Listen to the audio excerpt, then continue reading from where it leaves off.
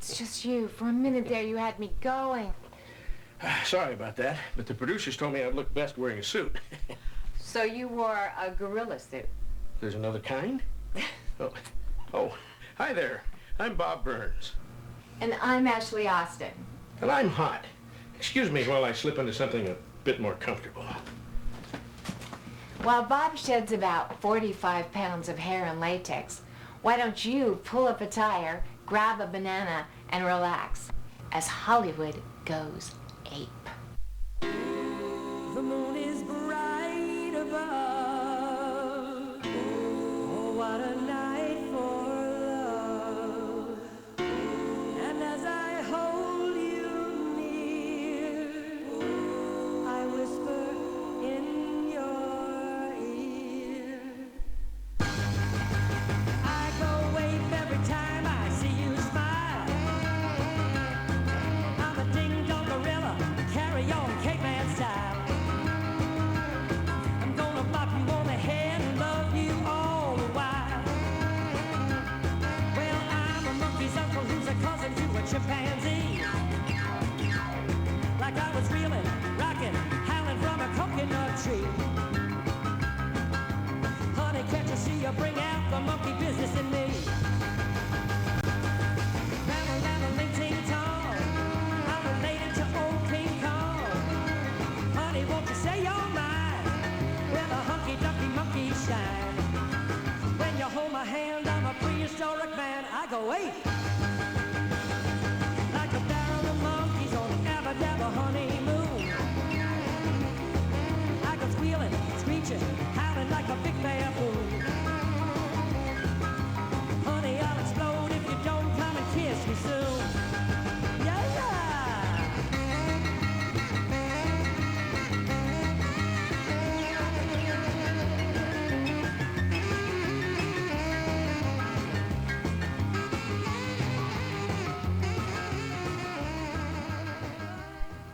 Ever since the first hominids achieved a bipedal stance, they... It's not that kind of documentary. People have always been fascinated by apes, mostly gorillas, probably because they remind us so much of ourselves. In early jungle documentaries like these, humans could watch the antics of their simian cousins without having to worry about ducking a handful of food thrown at them by some overzealous monkey or ape. My belief in the existence of a large colony of baboons was rewarded. We discovered a real land of baboons in greater numbers than any explorer has ever found them. Here is a thriving metropolis. Baboons passing this corner 42nd from Broadway on their individual ways reminded me of any busy traffic corner. And the biggest, most powerful ape of all, the gorilla, could be observed at a safe distance.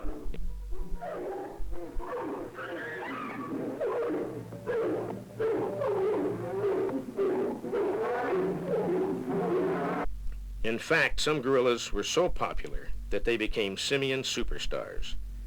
Gargantua the Great, the most famous real gorilla of all time, was known throughout the world. From 1937 to 1949, this 5'7.5" tall, mean-looking, but good-natured giant was the star attraction of the Ringling Brothers and Barnum and Bailey Circus. Almost as famous as Gargantua was Bushman, who ruled Chicago's Lincoln Park Zoo from 1930 to 1951. An international polling of zoologists once voted this 6'2", 550-pound celebrity as the most outstanding and valuable single animal in the world.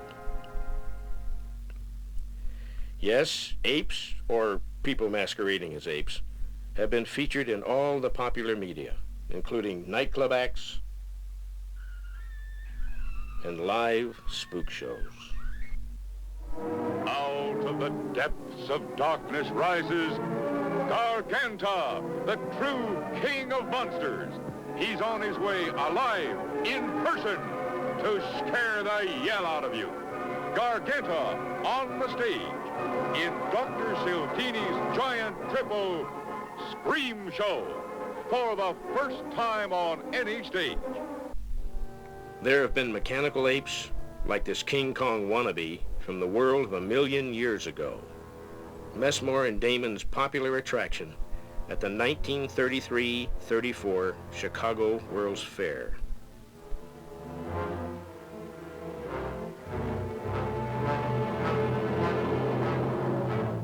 But my favorite apes, as we'll soon see, are those that have loped and lumbered and swung their way across the motion picture screen.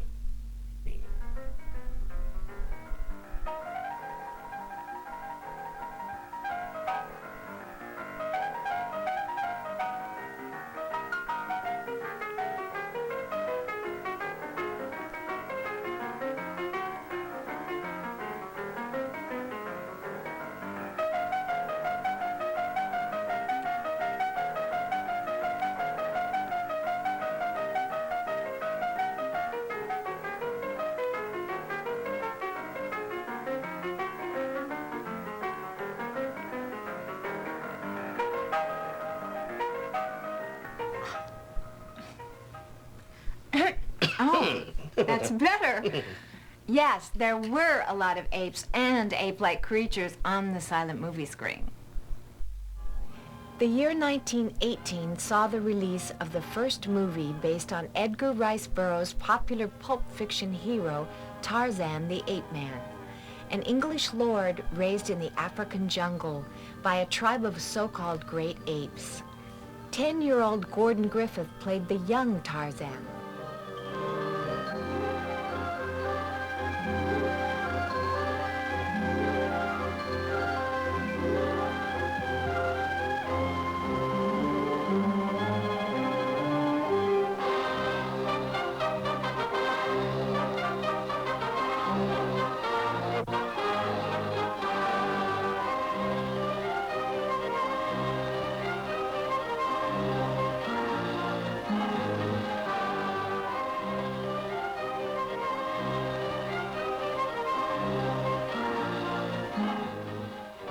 And former peace officer Elmo Lincoln portrayed the adult. While the film's various apes went unbilled, the movie was a hit, grossing more than $500,000. Other species of ape men also began to show their silent but shaggy faces on the screen, mostly inspired by Charles Darwin's topical theory of evolution. Movie pioneer D.W. Griffith presented his own interpretation of our ape-like prehistoric ancestors in 2 silent films, Man's Genesis in 1912 and its sequel the next year, Brute Force. Comic genius Buster Keaton impersonated an ape in The Playhouse, a first national comedy short of 1921.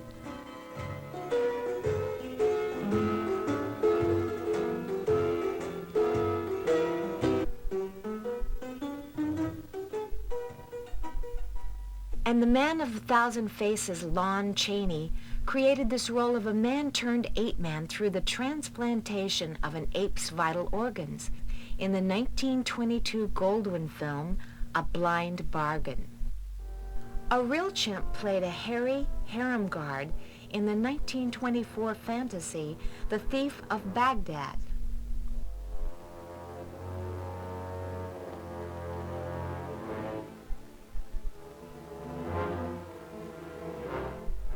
In 1925, the so-called Scopes monkey trial was front-page news. A high school teacher was tried in court for teaching evolution. Also in 1925, maybe to capitalize on the trial's headlines, the classic The Vanishing American included a prologue featuring ape-like prehistoric people. That same year, an actor in an ape costume appeared in Tailoring, a ton of fun comedy short.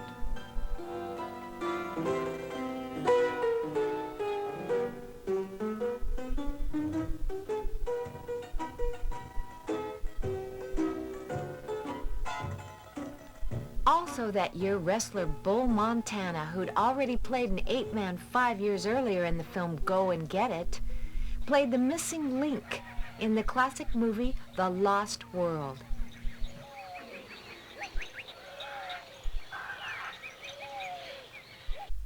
And the missing links kept on coming, right up to the end of the silent era of motion pictures.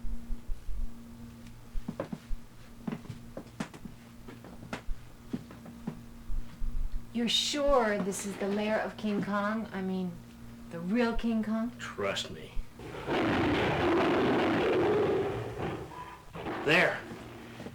I give you Kong, the eighth wonder of the world. That's King Kong? That's him, all right. At least what's left of him.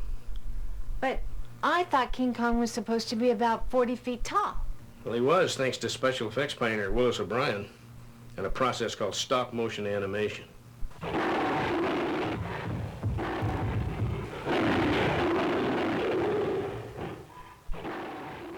Willis O'Brien, or Obie, began his movie career in 1917 with the short silent film The Dinosaur and the Missing Link, which was populated with various prehistoric creatures, including a missing link, and kind of an ancestor of King Kong.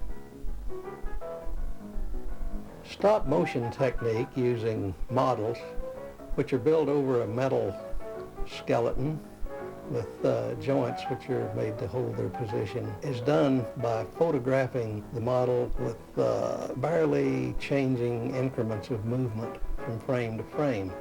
24 frames make 1 second of movement on the screen.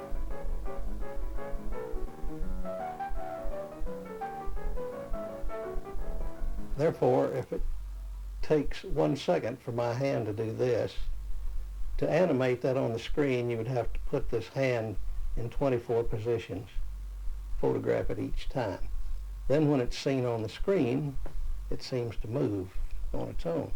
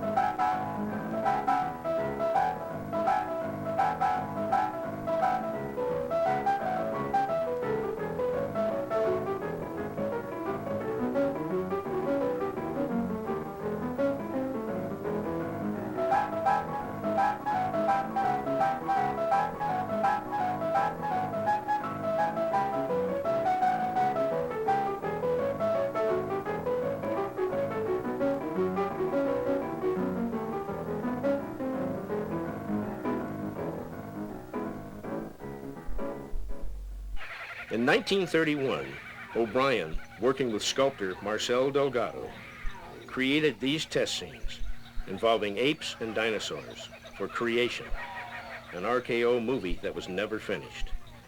But they didn't have a giant ape in Creation. They did have a real ape, however, and he was quite a famous one, called Snooky. Snooky was a universal star in silent pictures of 2 real comedies. And, Snooky had gotten a little bit big and hard to handle and had been put into a zoo, and they brought him out of the zoo and put him into this picture. About this time, producer Marion C. Cooper was planning to film a modern Beauty and the Beast story featuring a giant ape played by a man in a gorilla suit. But after seeing Creation, he hired O'Brien and Delgado. Cooper's film became the 1933 fantasy masterpiece, King Kong. We're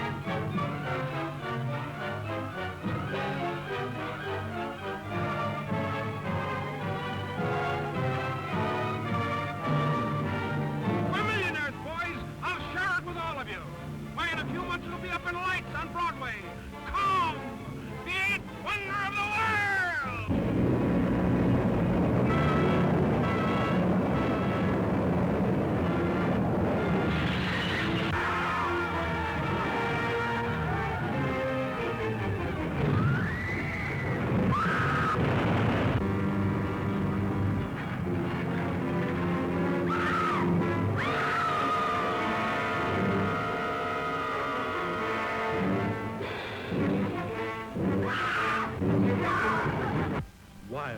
weird, wonderful, the stuff for which movies were made.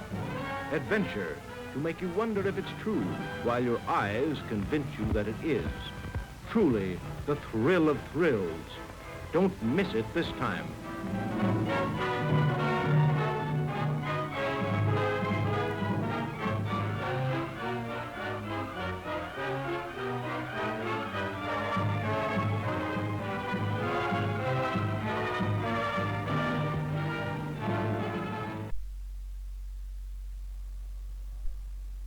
There's been a lot of mystery surrounding King Kong, just what was King Kong, and when I went to Grauman's Chinese, and in the exterior of it, where all of the footprints and handprints are of the mighty motion picture people, here was a huge bust of King Kong, was what we actually saw in the film on a couple of occasions, you know, when he had the native in his mouth.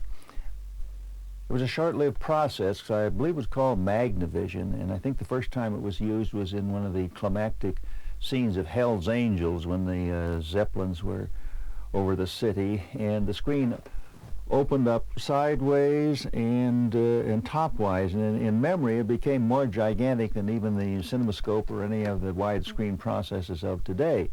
And the very same thing caught our attention in King Kong when he began getting loose in New York and climbing the Empire State. All of a sudden the screen opened sideways and topwise, and here was this gigantic vision of King Kong atop the Empire State.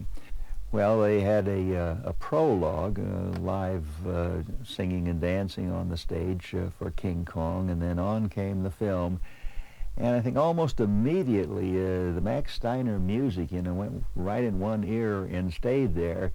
And one has only, anybody who knows King Kong in charades, all you'd have to do is do bong, bong, bong, bong, dum, dum, and right away that's the signature of King Kong. King Kong was so successful that it led to a quickly made sequel released the same year, but without the scope and grandeur of the original. But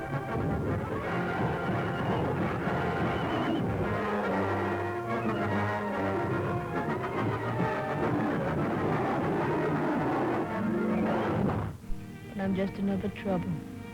You told me not to come on the boat. Good night, kid. Good night. Ah, that's what everybody thinks who's never been there.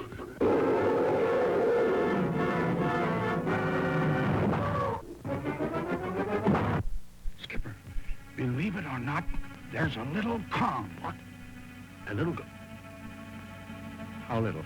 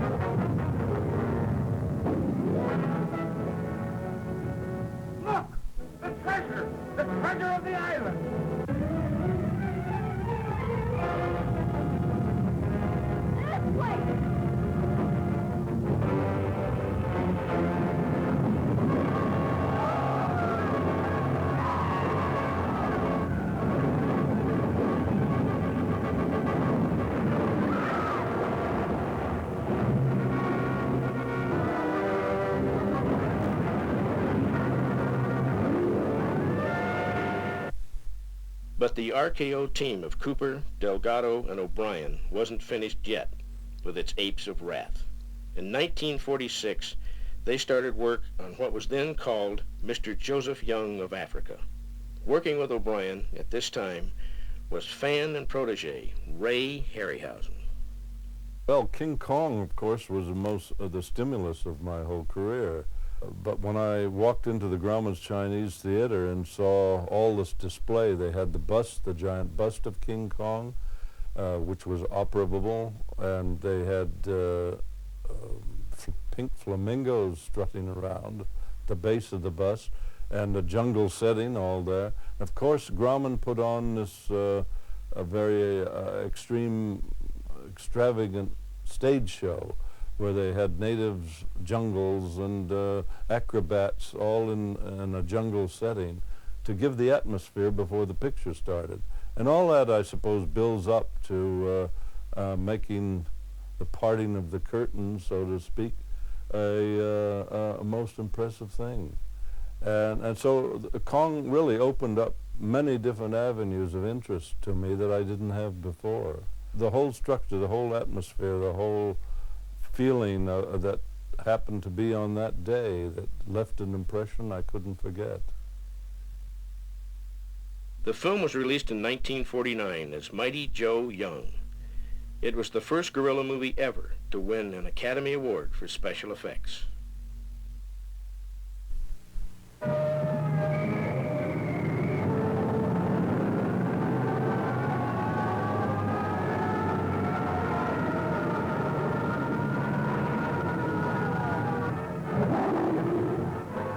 The kind of movie you've been waiting to see as John Ford and Miriam C. Cooper present Mighty Joe Young, whose sensational exploits will startle you, thrill you, electrify you with hair-raising excitement and suspense.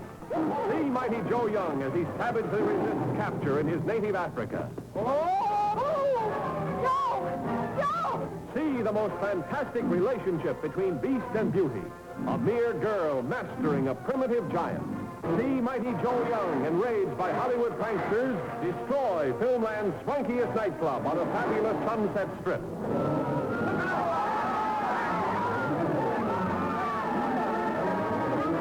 Mighty Joe Young, the picture that's alive with the most sensational action thrills ever filmed. Mightier than King Kong, Mighty Joe Young.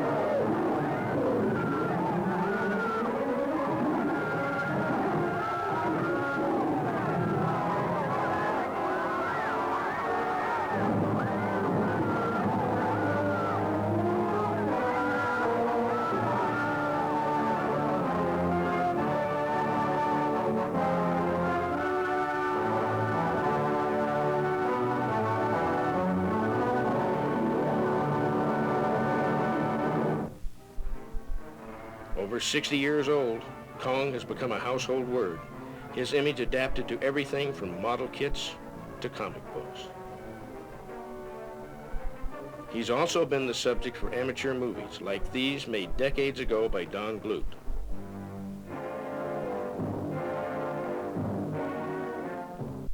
And this professional quality test footage made by stop-motion animator David Allen.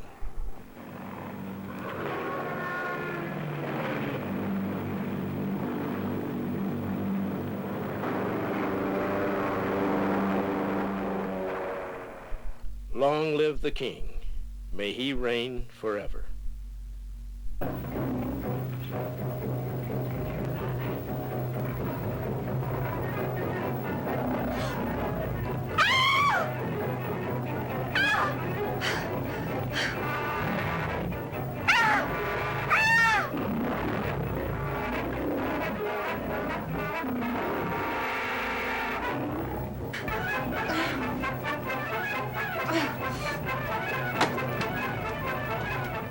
Remember those thrilling days of yesteryear when dashing heroes and pretty heroines faced certain death week after week, and you had to come back the next week to see how they escaped?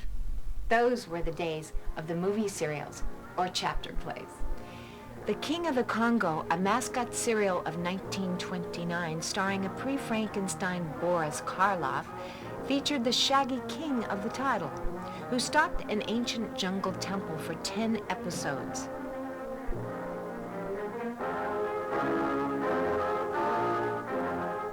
In real life, the costume was made by Charles Gamora, while the person inside it was actor, stuntman, strongman, and sometimes ape impersonator, Joe Bonamo.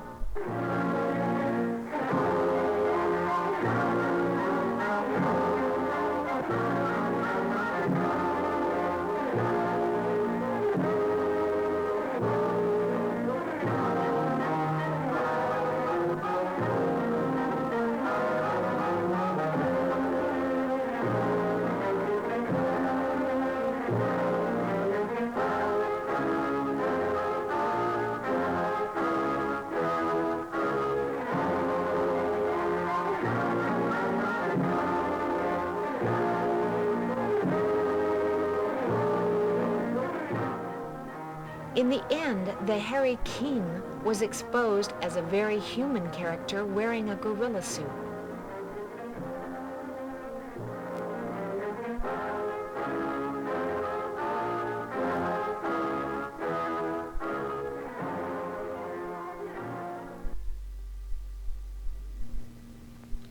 A helpful but not too convincing ape came to the rescue of a more human ape man, played by Buster Crabbe in the 12-chapter Tarzan the Fearless, made by Principal in 1933.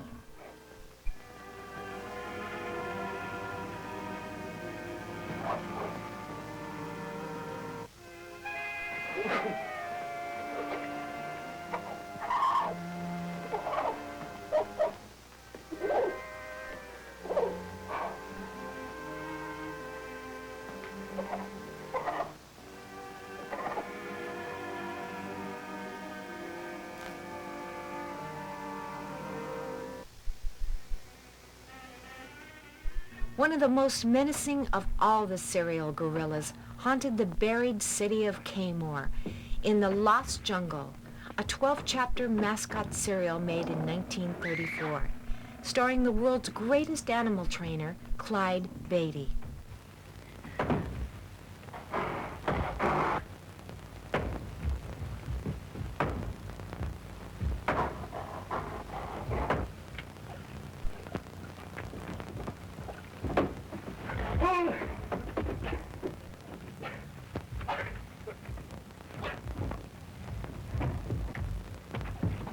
Hey! Let me out of here! Open this door!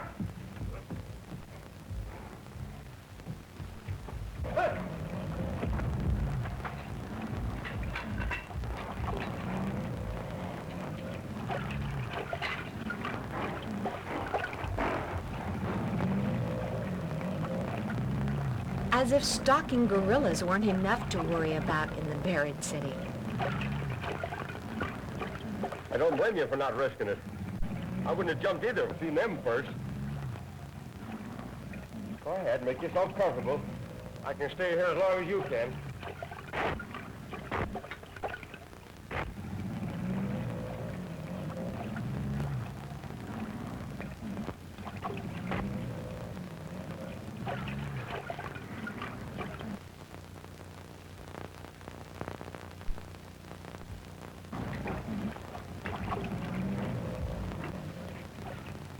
The gorilla! Run!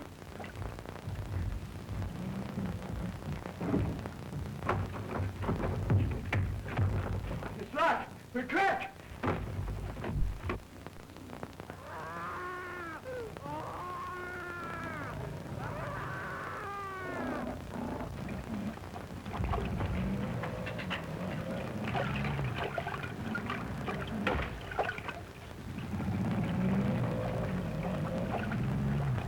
Give me your hand, can't you? You're going to hold both of us? But the gorilla won't get me! If you don't let go, the crocodiles will get us both. You ain't gonna keep me off! I'll do you!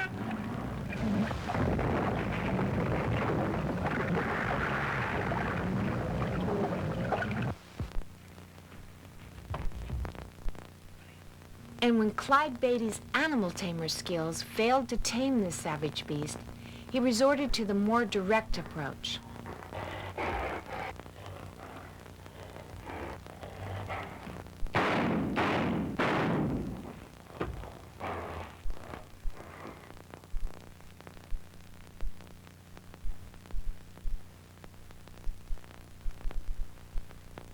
Sorry I had to kill you. I'd like to have taken you back alive. Another killer ape, played by a real chimp, menaced the title heroine of Queen of the Jungle, a 12-episode adventure made by Screen Attractions Corporation in 1935.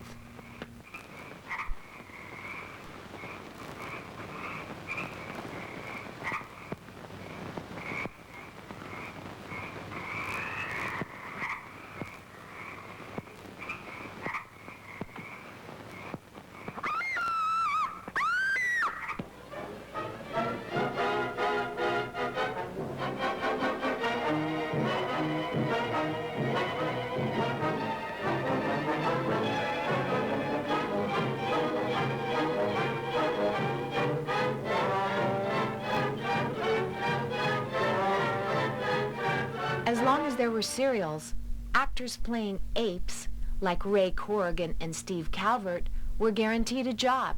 Professor Ames, Professor Marsden, you and your co-workers are usurping the glory and the credit for an invention that is rightfully mine. For that reason, I am forced to destroy you.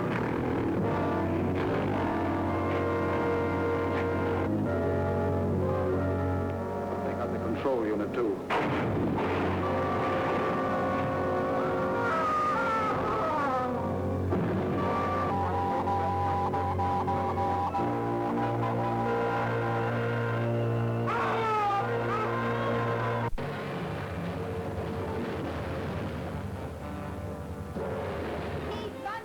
King of Congo!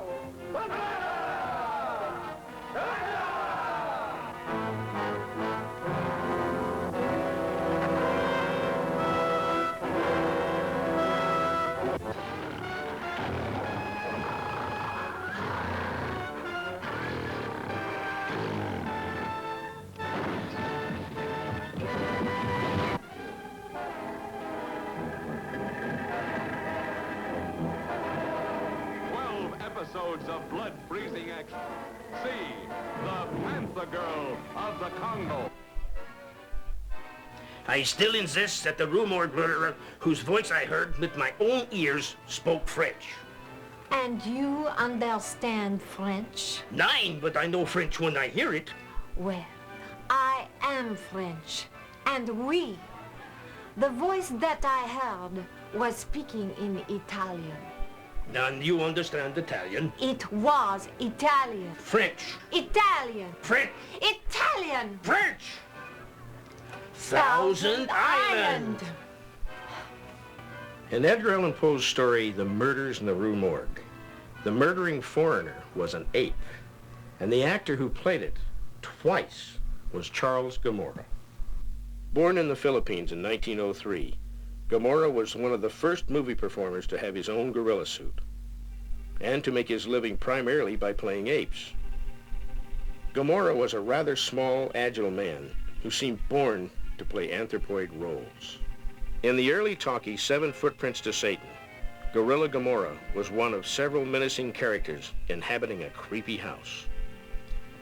Gamora's original ape suit appeared in such comedy horror films as The Gorilla in 1930. Gamora's ape suit, now representing the great ape Taglit, appeared in the 1929 Universal serial Tarzan the Tiger, starring Frank Merrill as the Ape Man.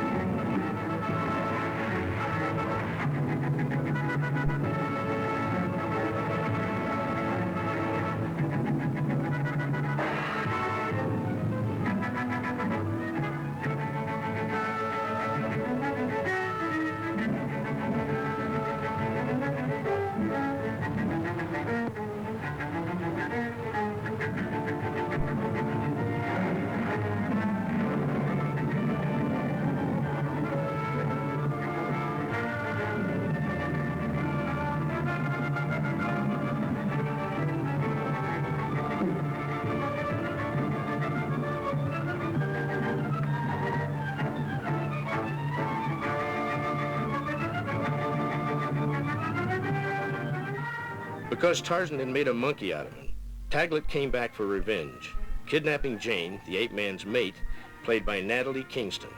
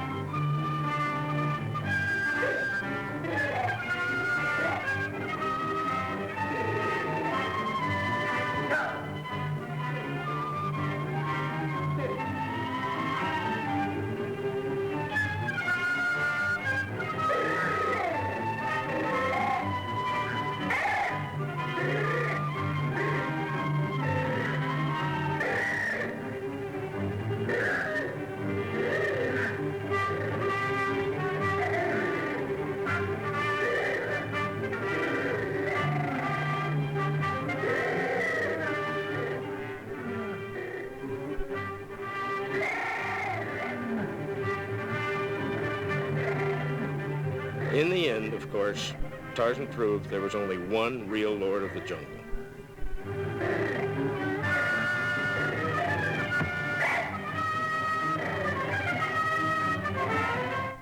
Without doubt, the most infamous performance of Gamora's career was in the controversial 1931 epic Ingagi. Ingagi was quite a piece of showmanship. It was produced by a circus promoter named Nat Spitzer, and it's so crude that it's rather convincing, especially back in those days when most people had never seen a real gorilla.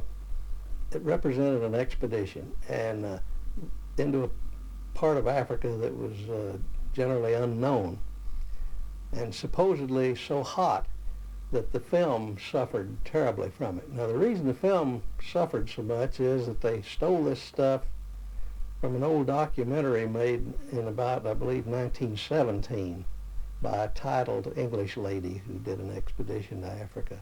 So they had all sorts of baloney like that, and people ate it up because it was crude enough to look like a newsreel. You kind of thought, well, you know, it's kind of real-like. It doesn't look like a Hollywood movie. Well, then we had to have the gorilla kidnap the girls, which gorillas wouldn't do on a bet. They're not interested in girls at all.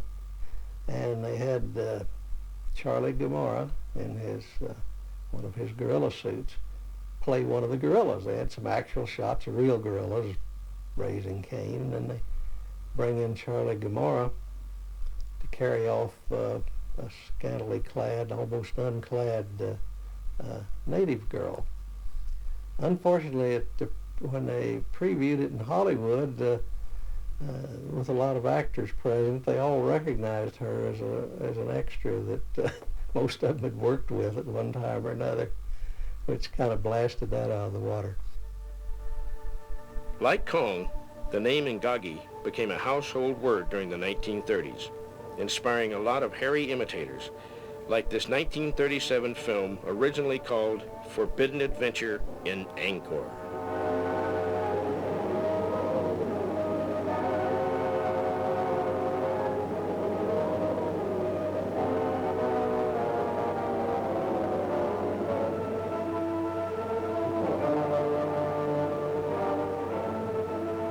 Forbidden Adventure was later reissued in various new versions.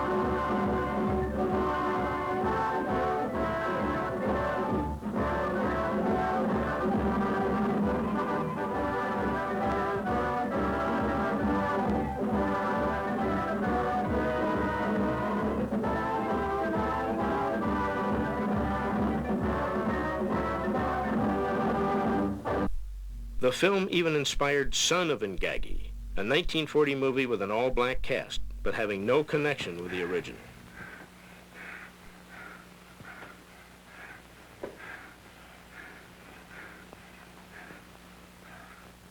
In 1932, Gamora played the killer ape in a more respectable movie, The Murders in the Rue Morgue, doubled in the more dangerous scenes by Joe Bonamo.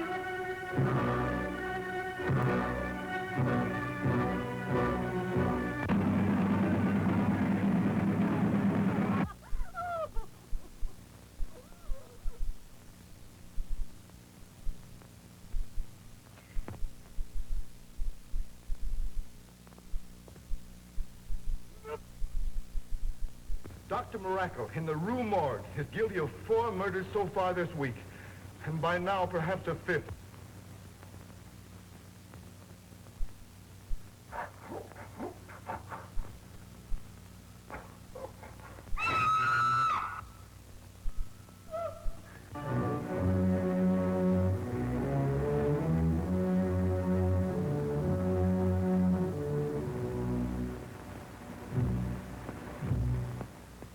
That same year, Gomorrah turned in an energetic performance as a friend and pet of the savage girl, one of those many white goddesses lost in the jungle as a child.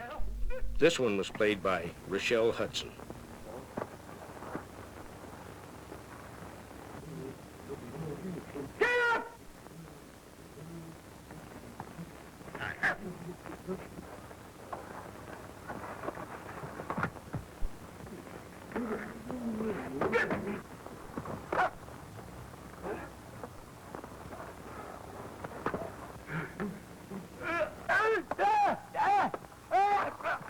Over the years, Gomorrah wore other gorilla suits, like this one in The Lost Island, a parody of King Kong, which began filming in 1934, mostly populated by marionettes.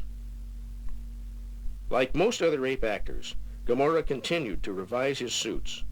He wore this new, more realistic version in The Monster and the Girl, a 1941 tale about a dead man's brain transplanted into a gorilla's head. I think his greatest performance was probably in a 1940 movie called The Monster and the Girl, Paramount picture, which called for a lot of real emoting from the ape. Very surprising. He always did a lot of good makeup around the eyes so you could see eye action on this ape. The same suit turned up again in 1948's Who Killed Doc Robin. He wore a different ape suit in the 1949 Abbott and Costello comedy, Africa Screams. The movie also featured Gomorrah in his second outing as a Kong-sized ape, which may have led to the erroneous stories in later years that Gomorrah played King Kong.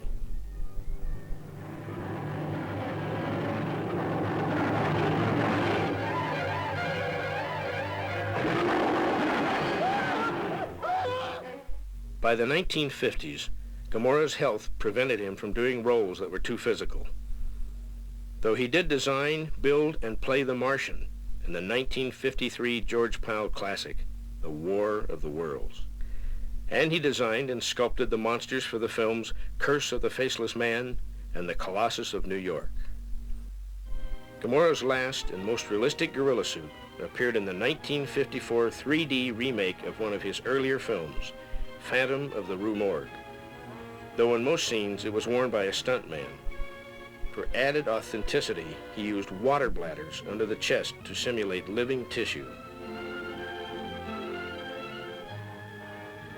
Yes, of all the old school movie gorillas, Charlie Gomorrah was the best. Roar! This headpiece was worn by Gorilla Man Emil Van Horn. He appeared in a number of serials and feature movies, most of them during the 1940s. Some of them not exactly what we would call classic. Emil Van Horn's gorilla had a rather comical face that never changed its leering expression. Its main stab at authenticity was the extension arms that let Van Horn walk on all fours like a real gorilla. Now, he did a small but very telling part in a W.C. Fields picture, which was Never Give a Sucker an Even Break. He never struck me as a very realistic ape, but he was a very good acting one, and he did a wonderful job in a serial called The Perils of Nyoka, in which he played a gorilla called Satan, and he had a lot of good comic routines as well as being a very scary character.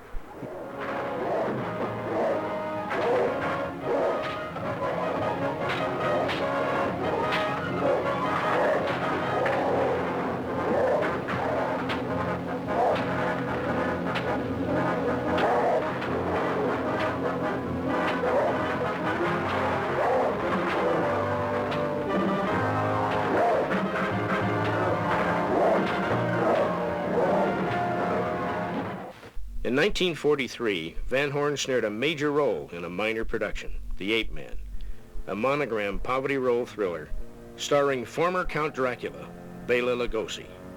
Van Horn played the pet of Lugosi's mad scientist character, who transformed himself into a half-man, half-ape monster. Although the movie never quite explained why anyone would want to do this in the first place. With the aid of his Hinch gorilla, Lugosi had to obtain a steady supply of, once again, human spinal fluid just to keep whatever humanity he had left.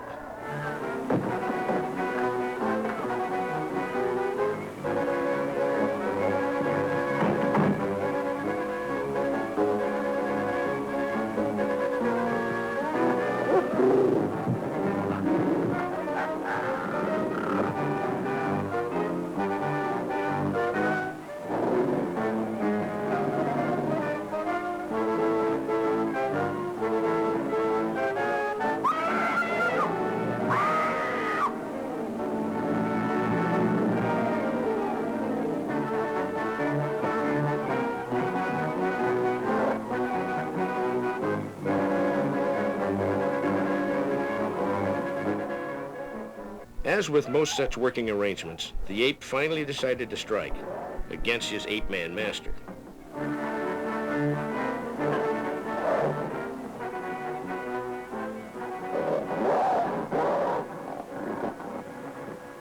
Go back in there! Go back in there!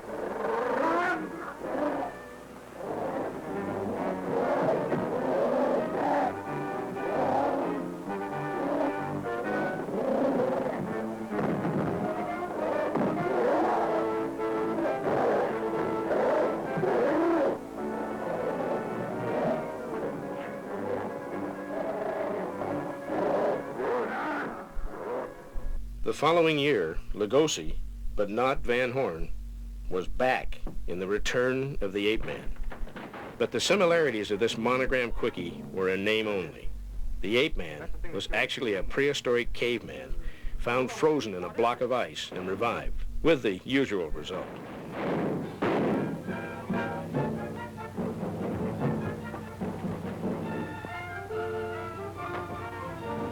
No, no! Get away! Get away! Get away!